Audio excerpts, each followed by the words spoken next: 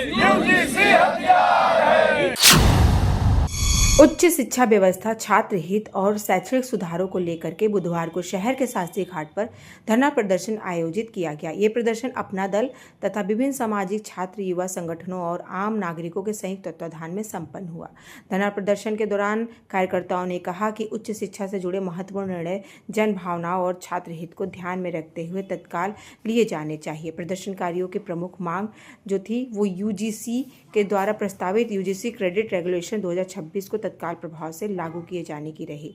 वक्ताओं ने कहा कि इस विनियमन के लागू होने से छात्रों को शैक्षणिक क्रेडिट प्रणाली का लाभ मिलेगा, लचीली शिक्षा व्यवस्था मजबूत होगी तथा विश्वविद्यालय और महाविद्यालयों में पारदर्शिता बढ़ेगी। आज वाराणसी के जिला मुख्यालय शास्त्री घाट धरना स्थल पर हम लोग यूजीसी रेगुलेशन 2026 को लागू करने की मांग को लेके यहाँ पे विशाल धरना प्रदर्शन कर रहे हैं। इस धरने के माध्यम से जो यूजीसी रेगुलेशन सुप्रीम कोर्ट के निर्देशानुसार संसदीय समिति के समीक्षा के बाद लागू किया गया था, कुछ चंद लोगों के द्वारा रीड करके सुप्रीम कोर्ट में मकड़जाल में वहाँ पे न्यायिक मामले में फंसाया गया है। हम चाहते हैं कि तत्काल उसका निस्तारण करते हुए पूरे देश में विश्वविद्यालयों में यूजीसी रेगुलेशन एक्ट लागू किया। ये तो कोर्ट में चला गया है, उसके बाद भी आप लोग जो है विरोध कर रहे हैं।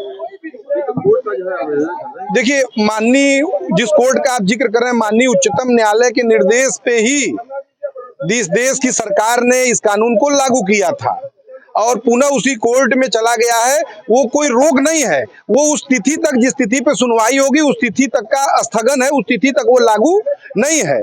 लेकिन हमारी बात जन भावना उच्चतम न्यायालय तक पहुंचे, इसलिए हम इस धरना प्रदर्शन के माध्यम से महामहिम राष्ट्रपति महोदया को ज्ञापन दे रहे हैं और अपनी आवाज माननीय उच्चतम न्यायालय को भी पहुंचा रहे हैं कि इस देश में जाति के आधार पे, लिंग के आधार पे, अक्षमता के आधार पे, क्षेत्र के आधार पे विषमता को खत्म करने के लिए, समता के लिए यूजीसी रेगुलेशन एक्ट जरूरी है। पल्लवी पटेल का भी आना हुआ था।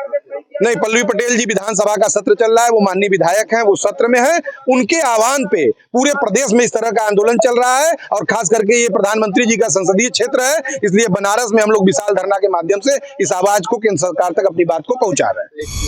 अपना दल मंडल अध्यक्ष वाराणसी।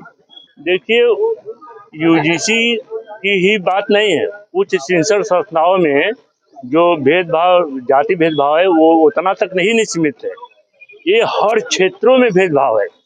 अभी देखिए, गोंडा में एक पटेल की हत्या, निर्मम हत्या कर दी गई, जहां पर पल्लवी पटेल जी गई थी। प्रतापगढ़ में 2020 में पटेलों की बस्ती जला दी गई ठाकुरों के द्वारा। तो ये भेदभाव हर जगह है। ये तो यूजीसी एक बहाना है, लोग अपनी अपनी राजनीति कर रहे हैं, कोई पक्ष में बोल रहा है, कोई विपक्ष में बोल रहा है, लेकिन यूजीसी की तरह पूरे क्षेत्र में भेदभाव, राजनीति, जाति भेदभाव पैदा है। देखिए, कोर्ट तो पब्लिक के दबाव वाली बात है। जैसे कि कृषि बिल के लिए किसानों ने कितने दिन तक धरना दिया, सैकड़ों दिन तक धरना दिया, कई 100 दिन तक धरना दिया, लेकिन सुप्रीम कोर्ट संज्ञान में नहीं लिया।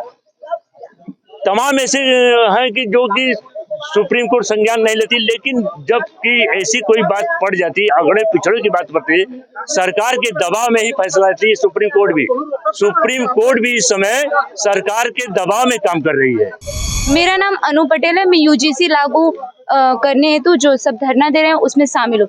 जब 10% के लोग यूजीसी लागू होने से बंद करवा सकते तो हम 90% क्यों नहीं?